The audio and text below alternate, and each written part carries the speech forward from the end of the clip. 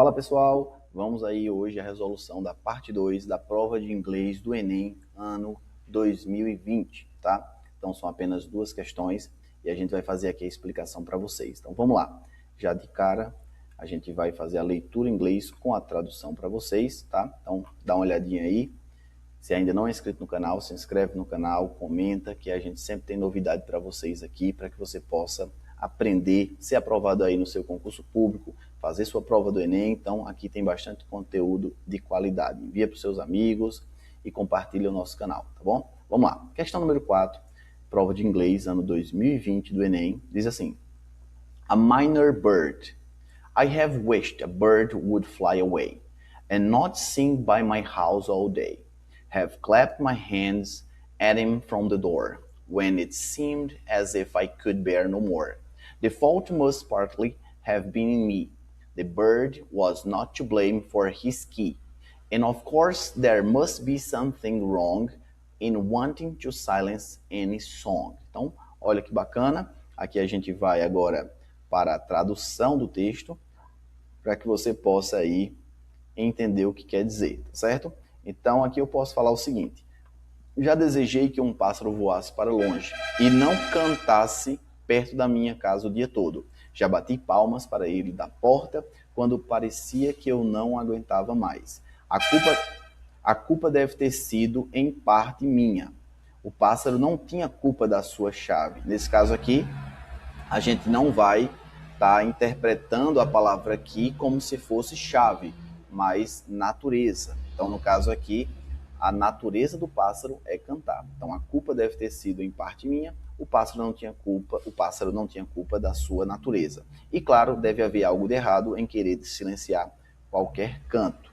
Então, veja que nesse caso aqui, ele fala, né, que gostava de silenciar os pássaros, né, quando chegava perto da casa dele, ele batia palma, certo? Então, a gente vai para espantar. E aqui eu vou para as alternativas. Diz assim: no poema de Robert Frost, as palavras fault e blame revelam por parte do eu lírico um. Então vamos lá. Primeiro passo para interpretar a questão 4 é entender que eu lírico é a voz que se manifesta, certo? E expressa sentimentos, certo? Então aqui o autor ele vai manifestar, expressar os sentimentos, por isso se chama expressão eu lírico. Então vamos lá. Veja que ele diz as palavras fault and blame. Se eu for para o texto, eu vou entender que a minor bird, um pássaro pequeno, um menor pássaro, tá? Então ele começa dizendo que desejou que o pássaro voasse para longe da casa dele. Por quê? Aqui vai passar, eu vou precisar ter uma inferência, tá? O que seria a inferência? É quando você chega a uma conclusão, certo?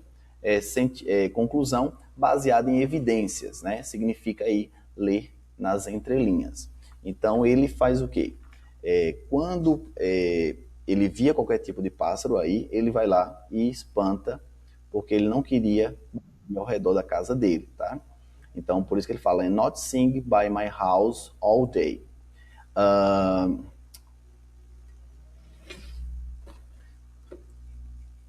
Vamos lá. Então ele fala the fault must partly have been in me. Essa parte aqui é importante, que é justamente que ele diz que o problema deve estar com ele, tá? The fault must partly have been in me. Ou seja, a falha, a culpa, certo? Então aí é um ponto importante. The fault must partly have been in me.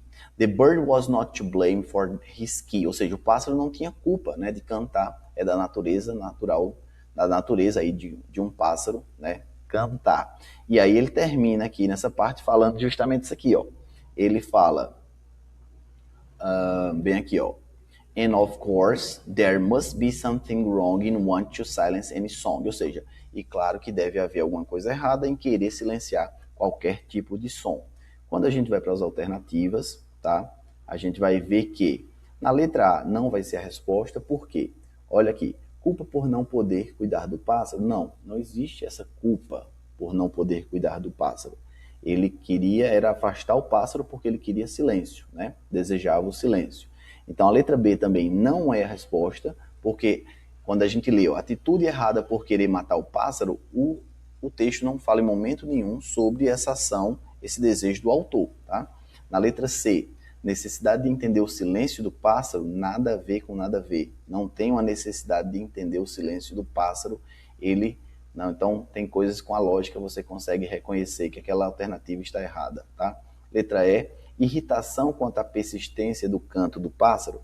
Até existe uma irritação dele, na verdade, não existe, pelo contrário, não existe uma irritação. Ele simplesmente não quer a presença do pássaro, mas o texto ali, quando ele não fala sobre a persistência do canto do pássaro. Então, por isso que a letra E não vai estar correta, e a resposta certa, você vai marcar aí a letra D. Tá? Então, nesse caso aqui, a letra D vai ser a alternativa correta. Então, existe o quê?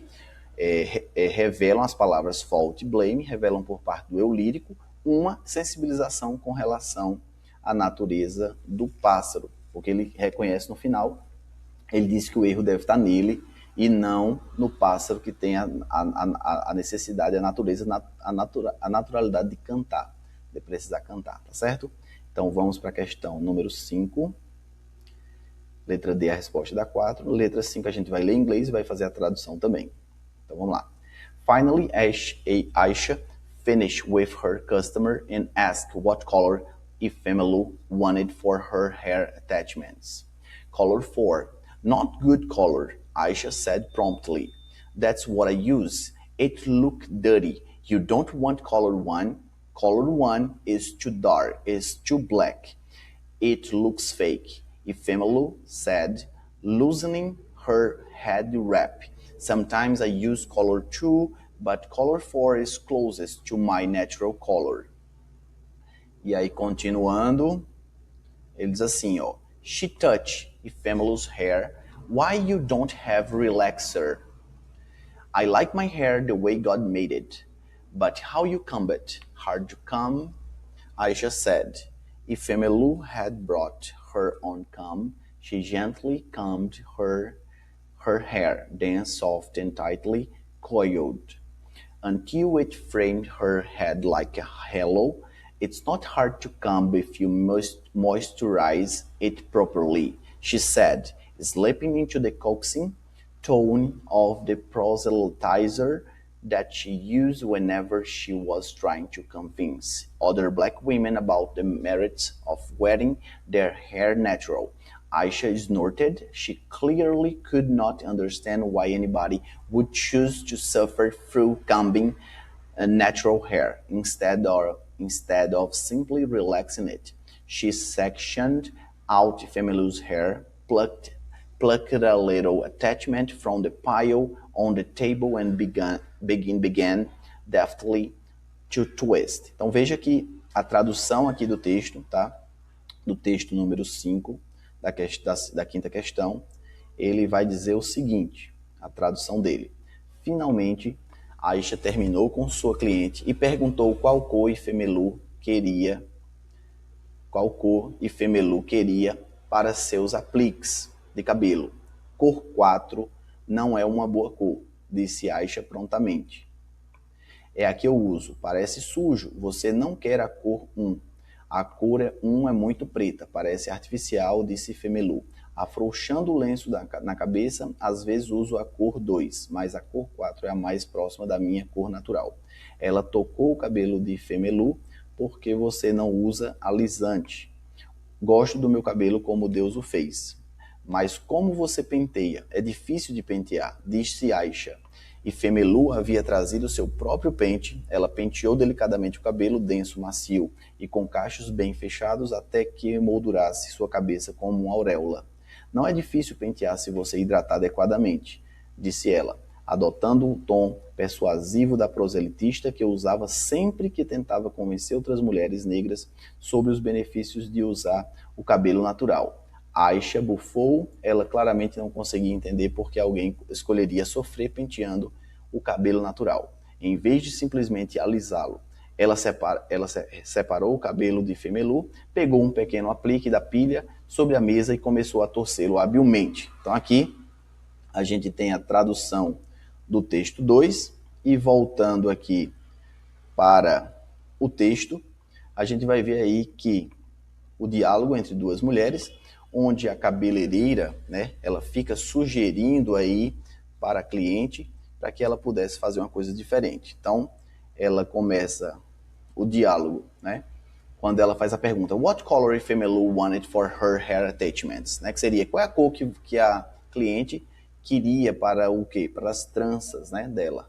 Hair attachments, né? Então ela fala cor 4. Aí a cabeleireira fala not good color, não é uma boa cor. Logo depois ela tocou, né, o cabelo da Ifemelu e ela fala assim: por que você não usa um hidratante, né? Um alisante? Why you don't have relaxer? Aí ela responde: I like my hair the way God made it. Eu gosto do jeito que Deus fez, né? But how you comb it? Aqui a cabeleireira ela é bem grosseira quando pergunta, né? Como é que você penteia, né? Hard to comb. É difícil de pentear.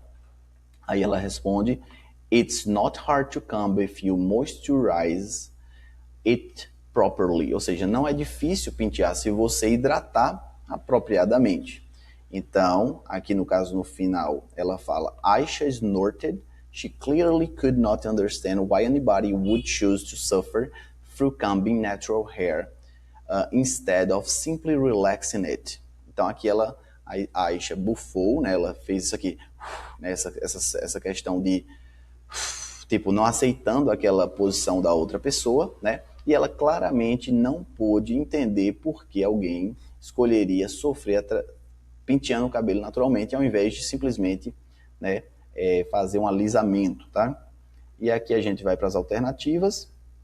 Então diz assim: a passagem do romance da escritora nigeriana traz um diálogo entre duas mulheres negras, a cabeleireira Aisha e a cliente, Ifemelu. O posicionamento da cliente é sustentado por argumentos que, letra A, reforçam um padrão de beleza. A cabeleireira queria reforçar esse padrão de beleza, mas a cliente, ela estava firme e forte, querendo o quê? O seu tipo de cor específica. Então ela não queria.